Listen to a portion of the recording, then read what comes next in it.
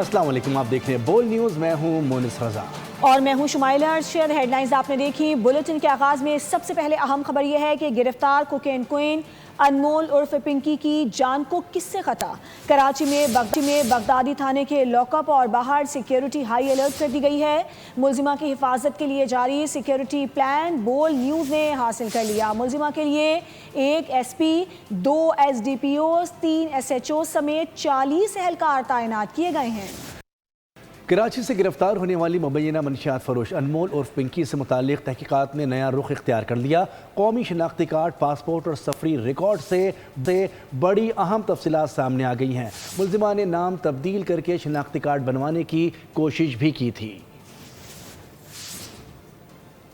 منشیات ڈیلر انمول پنکی کیس میں ایک اور اہم پیش رفت۔ ملزمہ پنکی نے 17 اپریل 2018 میں کراچی سے پاسپورٹ حاصل کیا تھا، جو 17 اپریل 2023 میں ایکسپائر ہو گیا۔ ذرائع کا کہنا ہے کہ پنکی نے قومی شناختی کارڈ بھی کراچی سے ہی بنوایا تھا، جس پر گلشن اقبال کے علاقے ابو الحسن اصفہانی روڈ کا پتہ درج ہے۔ تحقیقات کے دوران یہ بات بھی سامنے آئی کہ ملزمہ نے نام تبدیل کر کے ایک اور شناختی کارڈ حاصل کرنے کی کوشش کی۔ قانون نافذ کرنے والے ادارے اب پنکی کی سفری تفصیلات، ممکنہ بیرون ملک روابط اور دیگر مشتبہ سرگرمیوں کا جائزہ لے رہے ہیں۔ تفتیشی ذرائع کے مطابق اہل خانہ کے شناختی کارڈز اور پاسپورٹس کی تفصیلات بھی حاصل کر لی گئی ہیں تاکہ تمام پہلوؤں سے تحقیقات مکمل کی جا سکیں۔ تحقیقاتی اداروں کا کہنا ہے کہ کیس کے ہر پہلو کو باریک بینی سے دیکھا جا رہا ہے اور جلد مزید اہم انکشافات سامنے آنے کا امکان ہے۔ گھر گیراج بن گیا، فلیٹ میں بھی کوئی اور سکونت اختیار کیے ہوئے ہے۔ بول نیوز انمول عرف پنکی کا شناختی کارڈ میں درج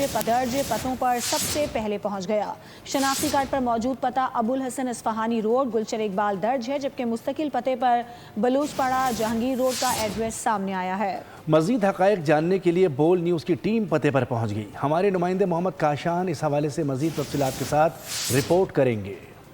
تفتیشی اداروں کی تحقیقات میں ملزمہ انمول عرف پنکی سے منشیات برآمدگی کے حوالے سے تحقیقات کی جا رہی ہے، جبکہ دوسری جانب تحقیقاتی اداروں کی جانب سے ملزمہ کا ڈیٹا بھی حاصل کر لیا گیا ہے۔ ملزمہ نے پہلا شناختی کارڈ کراچی میں 6 دسمبر 2016 کو بنوایا، جس پہ 2 پتوں کا اندراج تھا۔ پہلا ایڈریس ملزمہ کا جہانگیر روڈ بلوچ پاڑا مکان نمبر 180 تھا، جبکہ دوسرا ایڈریس ابو الحسن اصفہانی روڈ پر واقع A1 کمپلیکس فلیٹ کا تھا۔ آج چلیں ملزمہ کی دونوں رہائش گاہ آپ کو دکھاتے ہیں۔ اب ہم پہنچے ہیں ابو الحسن اصفہانی روڈ، جہاں پر پنکی کے شناختی کارڈ پہ جو ایڈریس درج تھا میرے کب میں وہ فلیٹ آپ دیکھ سکتے ہیں۔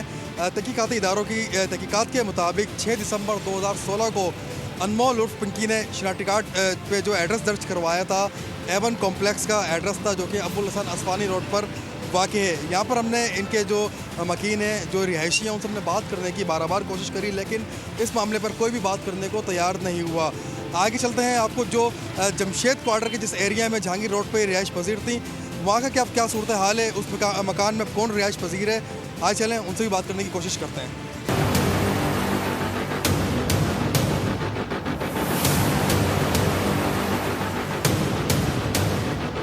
اب ہم پہنچے بلوچ پاڑا جہانگیر روڈ مکان نمبر 180۔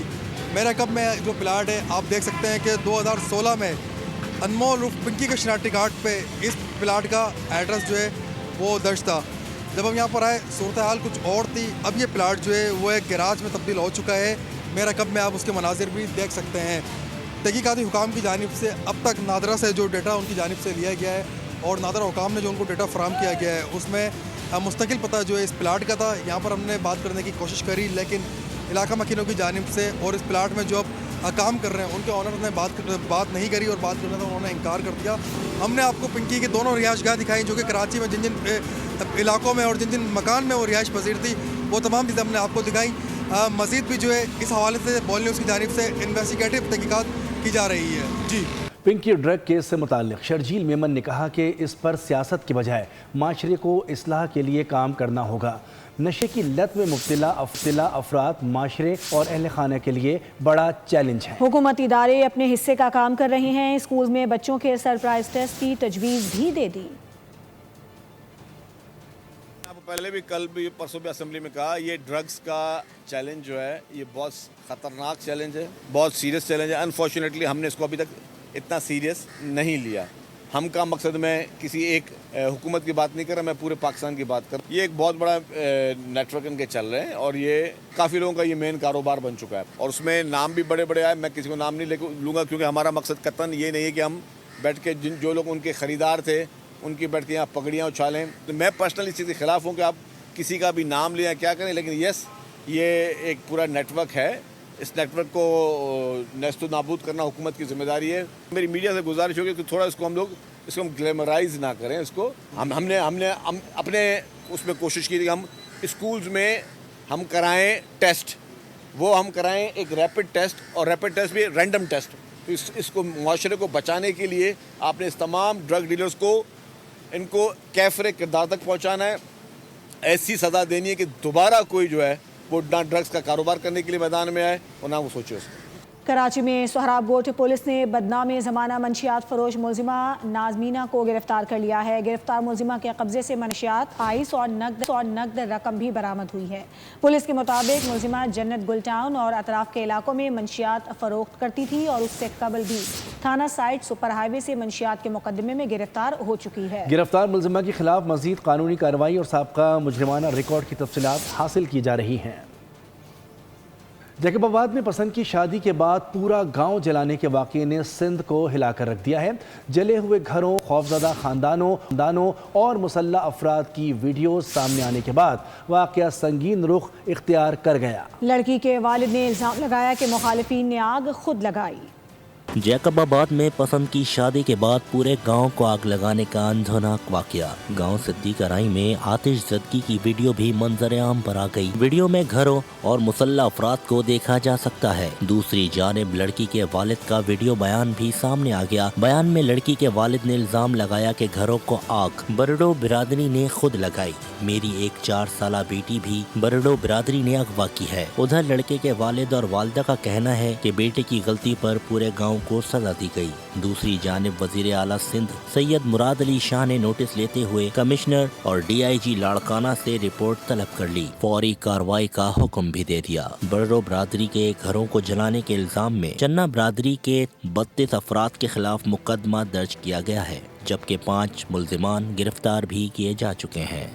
ایران کے ہاتھ سے وقت نکلتا جا رہا ہے۔ امریکی صدر ڈونلڈ ٹرمپ کا ایران کو ایک بار پھر انتباہ۔ ٹروتھ سوشل پر بیان دیا کہ ایران کے لیے اچھا ہے کہ وہ جلدی کوئی قدم اٹھا لے، ایسا نہ ہوا تو ایران کے لیے کچھ باقی نہیں رہے گا، وقت بہت کم رہ گیا ہے۔ ایران نے پارلیمانی اسپیکر باقر قالیباف کو چین سے متعلق امور کے لیے نمائندہ خصوصی مقرر کر دیا ہے۔ ایرانی نیوز ایجنسی کے مطابق تعیناتی حال ہی میں کی گئی۔ باقر قالیباف امریکہ سے ہونے والے مذاکرات میں ایران کے چیف مذاکرات کار بھی ہیں۔ ماہرین کے مطابق ایرانی اقدام مشرق وسطیٰ کے تنازع میں چین کے کردار کی اہمیت اور بیجنگ کے ساتھ تعلقات مضبوط بنانے پر تہران کی بڑھتی ہوئی اسٹریٹجک توجہ کی عکاسی کرتا ہے۔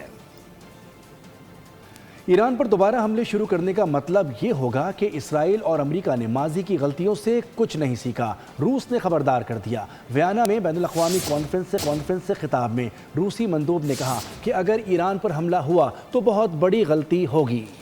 میخائیل یانوف نے چینی وزیر خارجہ کے موقف کی تائید کرتے ہوئے کہا کہ آبِ ہرمز سے کھولنے کے لیے مکمل جنگ بندی ضروری ہے۔ نیو یارک ٹائمز کی رپورٹس کے مطابق امریکہ اور اسرائیل دوبارہ ایران پر حملے کی تیاری کر رہے ہیں۔ متحدہ عرب امارات کے براکا نیوکلیئر پاور پلانٹ پر ڈرون سے حملہ کیا گیا، جس کے بعد بجلی پیدا کرنے والے ایک جنریٹر میں آگ بھڑک اٹھی۔ اماراتی حکام کے مطابق فوری کارروائی کے باعث آگ پر قابو پا لیا گیا ہے۔ واقعے میں کوئی جانی نقصان نہیں ہوا اور نہ ہی تابکاری یا جوہری تحفظ کے نظام پر کوئی اثر پڑا ہے۔ مشرق وسطیٰ میں ایک بار پھر جنگ کا خطرہ منڈلانے لگا۔ یو اے ای کے نیوکلیئر پاور پلانٹ پر ڈرون حملہ۔ عرب میڈیا کے مطابق براکا نیوکلیئر پاور پلانٹ پر ڈرون سے حملہ کیا گیا، جس کے بعد بجلی پیدا کرنے والے ایک جنریٹر میں آگ بھڑک اٹھی۔ حکام کے مطابق واقعہ الزفرا میں پیش آیا۔ اماراتی حکام کا کہنا تھا کہ فوری کارروائی کے باعث آگ پر قابو پا لیا گیا۔ واقعے میں کوئی جانی نقصان نہیں ہوا اور نہ ہی تابکاری یا جوہری تحفظ کے نظام پر کوئی اثر پڑا۔ یو اے ای کی federal authority for nuclear regulation کے مطابق پلانٹ کے تمام یونٹس معمول کے مطابق کام کر رہے ہیں۔ بین الاقوامی ایٹمی توانائی ایجنسی نے بھی تصدیق کی ہے کہ تابکاری کی سطح معمول کے مطابق ہے، جبکہ واقعے کے بعد خطے میں سیکیورٹی خدشات مزید بڑھ گئے ہیں۔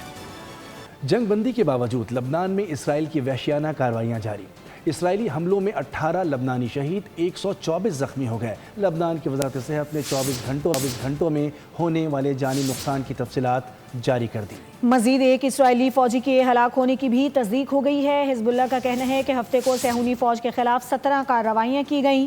فوجیوں کے اجتماع کو مارٹر اور راکٹوں سے نشانہ بنایا، بارودی ڈرونز سے بھی حملے کیے گئے۔ مقبوضہ بیت المقدس کے مغربی علاقے میں موجود اسرائیلی دفاعی کمپنی کے قریب دھماکہ، آگ کے شعلے دور تک دیکھے گئے۔ اسرائیلی حکام کے مطابق دھماکے سے کسی جانی نقصان کی اطلاع نہیں ملی۔ حکام نے دعویٰ کیا ہے کہ یہ کنٹرول دھماکہ تھا۔ سبسکرائب کریں اور بیل دبائیں تاکہ کوئی خبر رہ نہ جائے۔